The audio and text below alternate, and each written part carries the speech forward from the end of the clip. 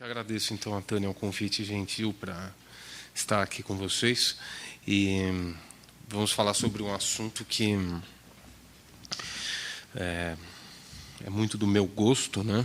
Então, falar sobre Hume e discorrer sobre o pensamento dele é sempre um prazer para mim.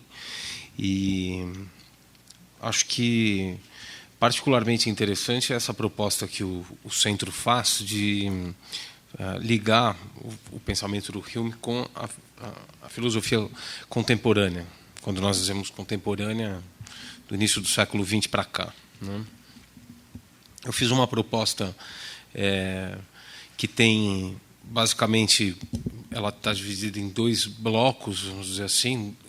A primeira parte do nosso curso, as aulas de abril, do início de abril, hoje e a próxima aula, são dedicadas a tópicos clássicos na recepção do pensamento de Hume na filosofia contemporânea. Hoje nós vamos falar um pouco da relação da fenomenologia com o empirismo de Hume. E na próxima aula, a leitura do Deleuze. Eu vou discutir um pouco. E depois, no segundo bloco, então, separado pelos feriados, né, intercalado pelos feriados, nós temos uma proposta menos ortodoxa, porque eu vou estabelecer relações entre Hume e dois filósofos que não são leitores da sua obra, e que têm, malgrado esse desconhecimento da sua filosofia, repercutem o seu pensamento. Então, a minha ideia é mostrar dois tipos de presença do pensamento de Hume na filosofia contemporânea. Uma presença direta e, vamos dizer assim, deliberada do ponto de vista daqueles que o recuperam, e uma presença indireta, não por isso menos forte, não é? Menos marcante, e que acontece, por assim dizer, à revelia dos autores. Então, em Wittgenstein e em Foucault, nós encontraremos, por assim dizer, dois leitores involuntários da obra de Hume. E o Wittgenstein talvez um pouco menos involuntário, mas, enfim, de toda forma, dois leitores que não elegeram Hume nunca como um interlocutor privilegiado, diferentemente do que fizeram a fenomenologia e o Deleuze, né? Eu acredito que uma boa maneira de iniciar a exposição seja fazendo uma rápida introdução ao pensamento do Hume, no sentido não de explicar a sua filosofia, porque isso é a minha tarefa ao longo do curso, né? O que nós vamos, se vocês quiserem, o curso que eu preparei, ele é um curso que vai dar conta de alguns dos principais tópicos da filosofia de Hume através da sua recepção no pensamento contemporâneo. Então, a ideia é que vocês saiam daqui com, os que já não, eventualmente já não tenham essa noção, saiam com uma noção, pelo menos basilar, assim, do que foi o pensamento do Hume e de por que ele é importante para nós, né? Porque aí, é claro, a escolha desses autores da tradição fenomenológica, do Deleuze, que é um dos grandes críticos dessa tradição, né? Do Wittgenstein e do Foucault, ela não é uma escolha fortuita também, porque se trata de referências centrais para o pensamento contemporâneo, autores que continuam sendo estudados e que estão longe de terem sido já devidamente esgotados, né? Nenhum autor é esgotado, mas, enfim, portanto, de autores que estão presentes na discussão filosófica contemporânea. Então, a ideia é que vocês tenham o acesso à filosofia de Hume através do confronto ou do embate ou do filtro desses autores. E, portanto, eu não farei uma introdução ao seu pensamento, mas eu acho que eu preciso falar um pouco sobre ele, né? Sobre o autor. É interessante porque nós estamos aqui em 2014, não é? Falando bom, o filósofo que dá título ao nosso curso, David Hume, ele morreu já há bastante tempo, em 1776. Ele nasceu em 1711, portanto, estamos aí no tricentenário do nascimento do Hume, não é? E é um autor sobre o qual ainda muito se fala e sobre o qual resta muito a dizer. O Hume nasceu na Escócia, portanto, ele desenvolve a sua carreira filosófica num ambiente que é fortemente marcado pela filosofia de John Locke, não é? Na Grã-Bretanha, em geral, tanto na Inglaterra quanto na Escócia, e pela ciência de Newton. Então, se nós quisermos eleger duas referências intelectuais para o século XVIII inglês, seriam essas, não é? Locke e Newton. Newton, que sistematizou de maneira inédita a compreensão da natureza, não é? Ao propor uma ciência global dos fenômenos naturais, a física, que é uma ciência que vinha sendo esboçada desde Galileu, Kepler e outros, e Copérnico, não é? Notadamente, mas que somente com Newton adquiriu uma universalidade. E, portanto, a ciência newtoniana, ou a inteligência de Newton, é responsável por fornecer ao homem do século XVIII a ideia central para o pensamento de Hume, como nós vamos ver, de que os fenômenos naturais eles se comportam de acordo com... eles são passíveis de serem compreendidos segundo certas leis gerais, não é? Que explicam todo e qualquer fenômeno indistintamente. Então, o que a ciência newtoniana faz é nivelar a representação da natureza a um conjunto de leis matematizadas, não é? Que Newton descreve nos Princípios, não é? Sua principal obra, publicada na década de 1670. Então, é claro que, pela força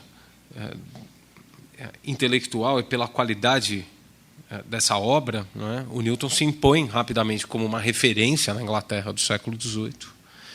Toda a filosofia inglesa que se desenvolve após Newton traz a marca dessa reviravolta, não é?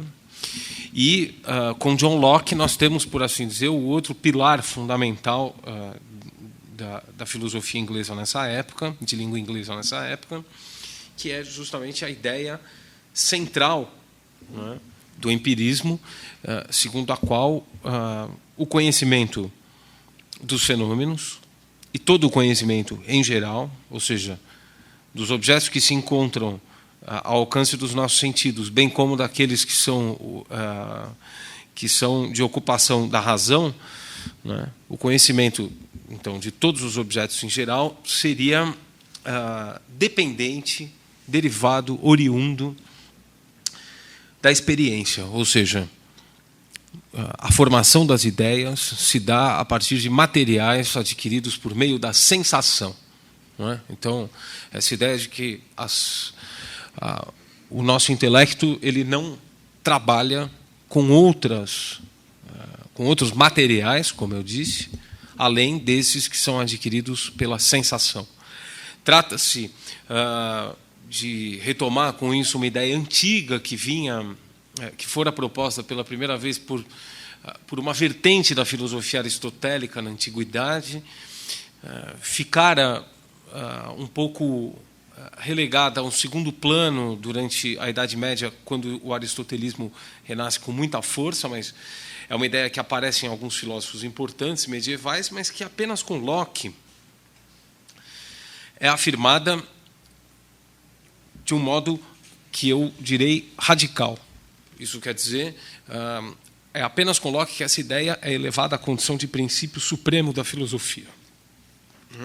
E aí é claro que quando Locke faz isso e publica o seu ensaio sobre o entendimento humano, 1670 também, década de 1670, assim como a obra de Newton, que o Newton é um pouquinho antes, é 1667, o Locke é 1674, eu acho que é isso. Quando o Locke faz isso, né, a sua obra tem o intuito de se posicionar em polêmica direta, aí, é claro, eu já estou entrando um pouco no assunto da aula de hoje. A obra de Locke se posiciona numa polêmica direta contra a filosofia cartesiana, não é? Que põe no cogito, ou seja, numa subjetividade ancorada numa razão independente da experiência, o fundamento e o princípio de todo conhecimento certo e verdadeiro. Ora, o que o Locke faz é inverter essa proposição, um pouco dizendo, bom, a primazia não é da razão, ela é dos sentidos, e, portanto, fica um pouco esvaziada, até certo ponto, como nós veremos, a ideia de um sujeito que seja o portador de um conhecimento. O que nós temos é um sujeito que é o receptor de sensações, né, e que elabora com essas sensações, na medida das suas capacidades, conhecimentos verdadeiros e certos, porém limitados. Então, limitados no sentido de que o homem não pode tudo conhecer, né? Existe uma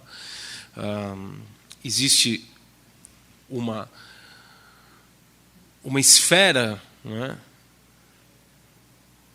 de objetos possíveis que é, por assim dizer, o reconhecimento dessa esfera é a contraparte, não é, da certeza que eu tenho de que os objetos que se encontram na experiência, estes sim estão com certeza ao meu alcance.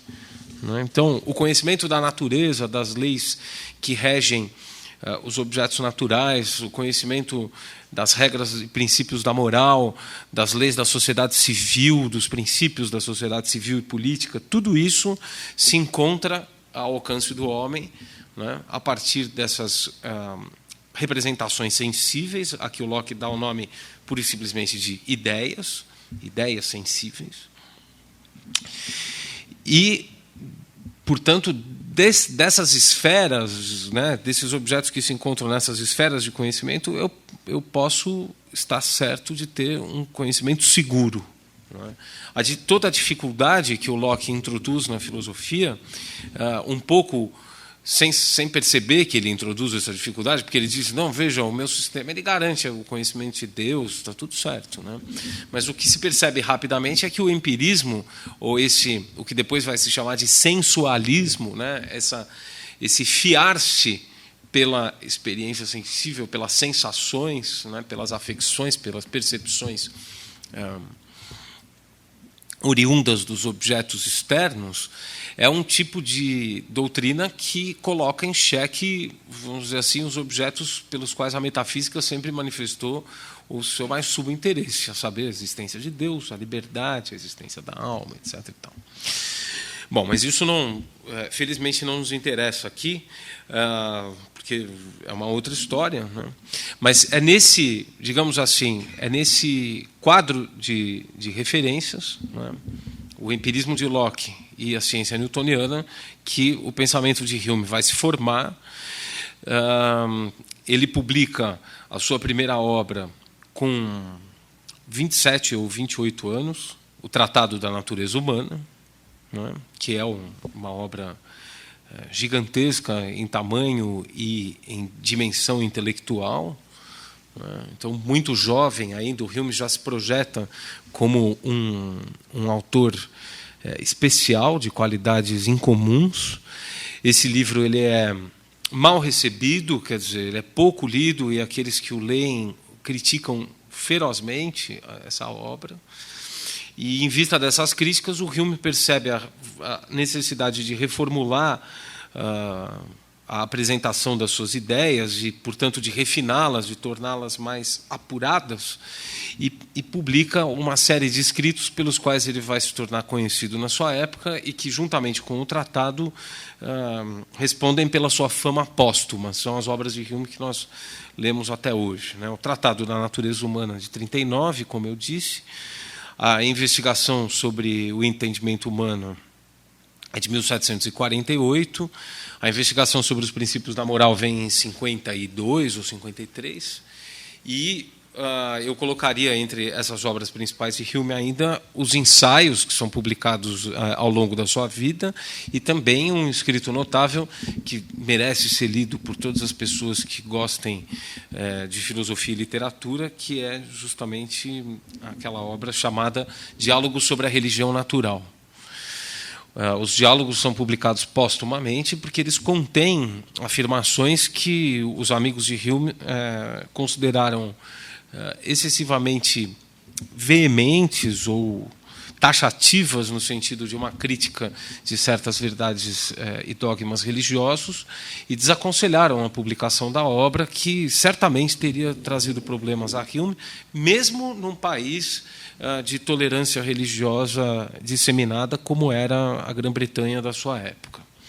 Então, o Hume, quando morre em 76, é um autor consagrado, conhecido na Europa inteira, é traduzido em francês, alemão, italiano, é lido, não é, por todas as pessoas interessadas em filosofia e em literatura, porque é um autor que reconhecidamente tem um estilo muito aprimorado, não é?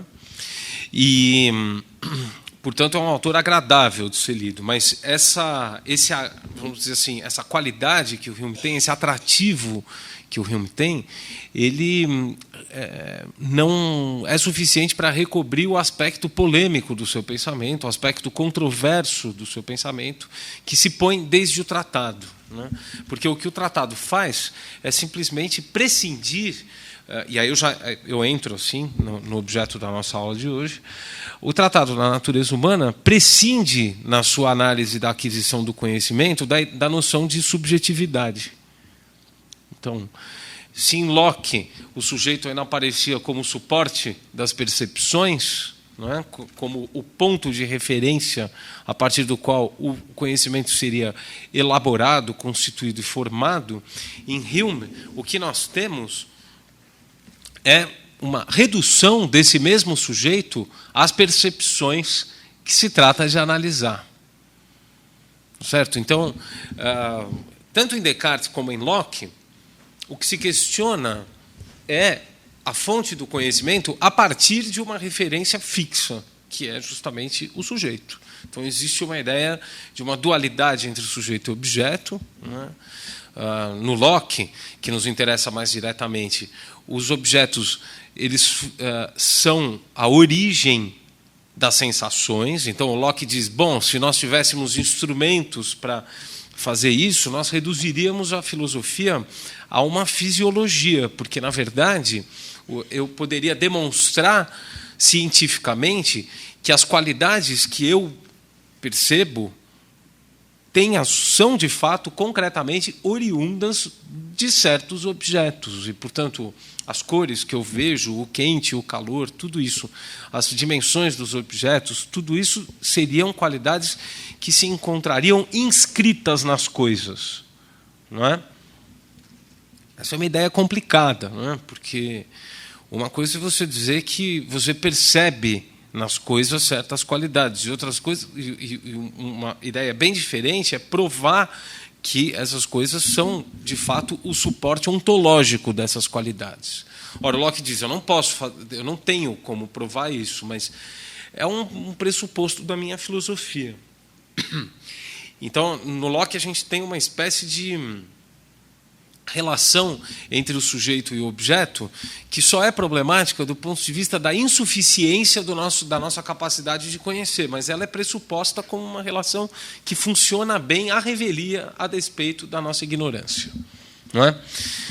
Em Descartes, a situação do ponto de vista humeano é mais séria ainda. Obrigado, Tânia. A situação é mais séria ainda. Por quê? Porque em Descartes o estatuto da percepção sensível é problemático. A percepção sensível ela é representação obscura e, portanto, ela não pode fornecer um conhecimento. A clareza do conhecimento vem da ligação das percepções ou da depuração dessas percepções e da sua ligação, né, no entendimento, no juízo e na razão. Então, a sensibilidade praticamente não tem nada a nos ensinar. O progresso do conhecimento em Descartes é um progresso pelo qual a sensibilidade vai sendo reduzida à sua verdadeira dimensão, que é a de se adequar ao poder de representação cada vez maior da nossa razão. Então, em Locke, uma pressuposição confortável, e em Descartes, uma espécie de, vocês me perdoem o termo um pouco irreverente, mas uma espécie de arrogância da razão. Né? Ora, em Hume o que acontece é o seguinte: desde a primeira linha do Tratado da Natureza Humana, quando ele diz que as percepções se dividem em impressões e ideias, e as ideias são derivadas das impressões, e a partir dessa pequena distinção que deslancha toda a análise do tratado, a partir do momento em que ele faz isso, ele tira o sujeito de cena e tira os objetos de cena. Vocês vão dizer, bom, como isso é possível? Ele não está suprimindo a realidade das coisas ao fazer isso. O Hume não era ingênuo. Mas ele percebeu que, se você quiser determinar como o conhecimento se constitui e como as nossas percepções das coisas se formam, você tem que colocar em xeque, que seja para recuperar depois, as noções mesmas de objeto e de sujeito. Por quê? Porque se todo o nosso conhecimento é oriundo de impressões sensíveis, então também o nosso conhecimento de nós mesmos como seres pensantes e unos, etc. e tal, ou seja, como suporte de representações, é um conhecimento de impressão sensível. E é claro que se as impressões elas nos afetam, seja de modo simultâneo, as minhas percepções das coisas são simultâneas, não é? Seja de modo linear, ou seja, quando eu analiso a percepção que eu tenho das coisas pelos sentidos, eu estabeleço uma relação entre elas, né? Então é como se a nossa percepção fosse um quadro e o conhecimento fosse a análise desse quadro, né? A explicação dos elementos desse quadro.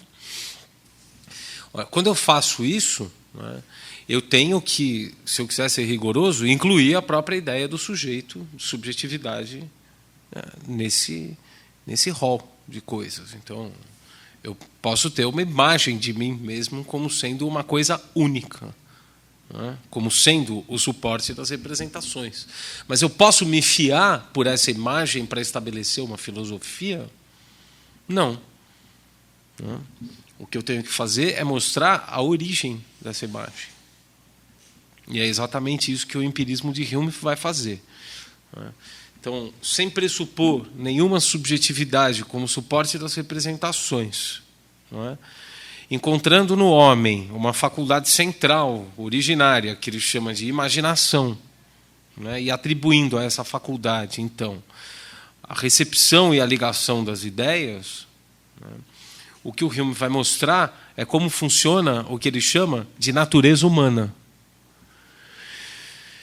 E aí, é claro, quando ele escreve um livro chamado Tratado da Natureza Humana, e não Tratado do Indivíduo Humano, ou Tratado do Homem, trata-se de promover uma espécie de esvaziamento dessa subjetividade, de privar o homem dos seus direitos na lógica do conhecimento e de encarar as coisas, no estado em que elas nos são dadas, ou seja, de encarar o problema, de formular o problema no estado em que ele se põe realmente.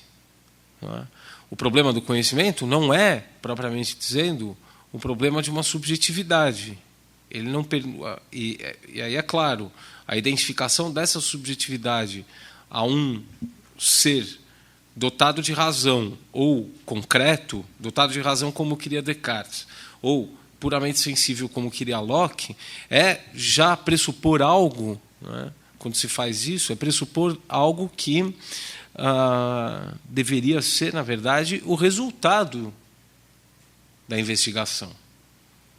Então, o Tratado da Natureza Humana ele é escrito para falar de uma coisa que não pertence a ninguém, que está na natureza humana, e a natureza humana funciona do modo como o Hume vai mostrar. Ou seja, a imaginação, que é o que define a natureza humana, porque na imaginação se encontram as percepções e vamos dizer assim, é na imaginação que se estabelecem os princípios da ligação entre as percepções, não é?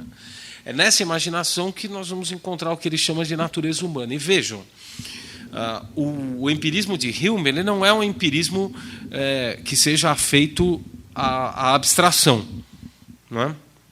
Isso quer dizer que a análise da aquisição do conhecimento no Tratado da Natureza Humana e nas obras subsequentes de Hume é uma análise que leva em consideração o que ele chama de maneira da percepção, ou seja, que nada mais é que o modo como os objetos nos afetam. Não só o conteúdo da afecção, então, se uma cadeira é verde, se uma cadeira é azul, é pequena, é grande, é pesada ou leve, se a sua textura é lisa ou não, né? Não é só isso que interessa, porque o que o Hume diz, né, e ele tem razão em dizer isso, é que o nosso conhecimento desses conteúdos perceptivos ele é moldado pela intensidade das percepções. E que, portanto, toda percepção nos agrada ou nos desagrada pela sua intensidade. Então, existe uma dimensão que nós poderíamos chamar, provisoriamente, de qualitativa na aquisição do conhecimento.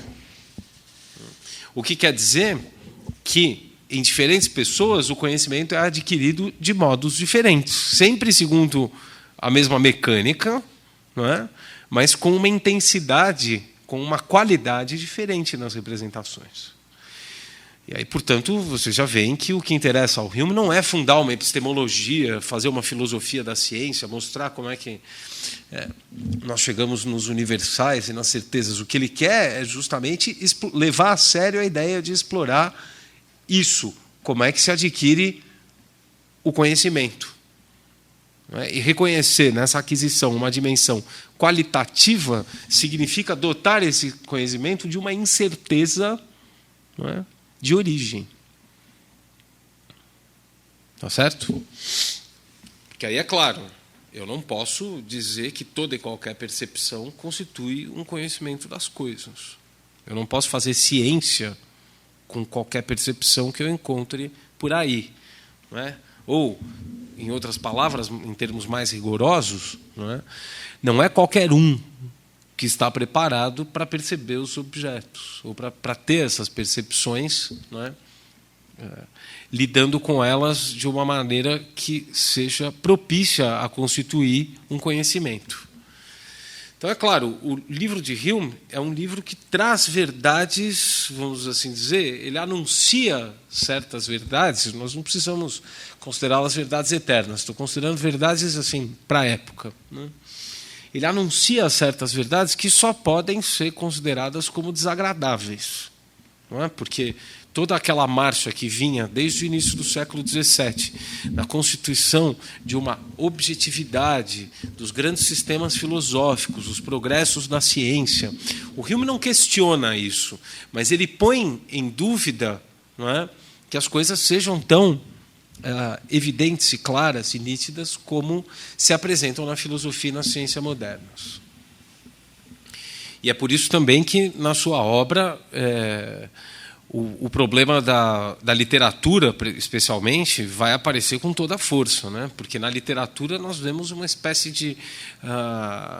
de manifestação, né, da imaginação no plano de um trabalho das paixões.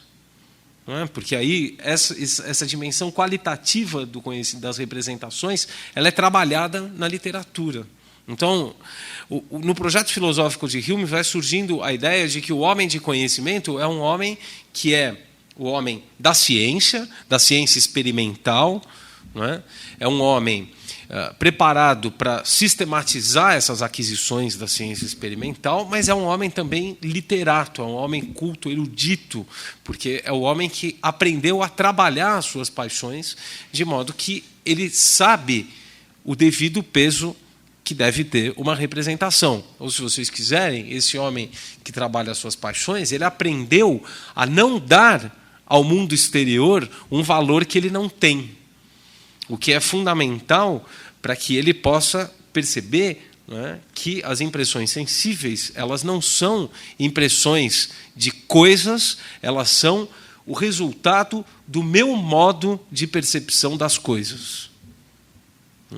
Então, essa reflexão que a literatura propicia ao homem sobre si mesmo, a literatura e as artes, mas o Hume vai na poesia, principalmente, ela é uma reflexão que tem um aporte epistemológico, não é? Assim como, se você não tem um conhecimento regrado da natureza, se não existe pelo menos o anseio por esse conhecimento, o desenvolvimento das artes também é prejudicado.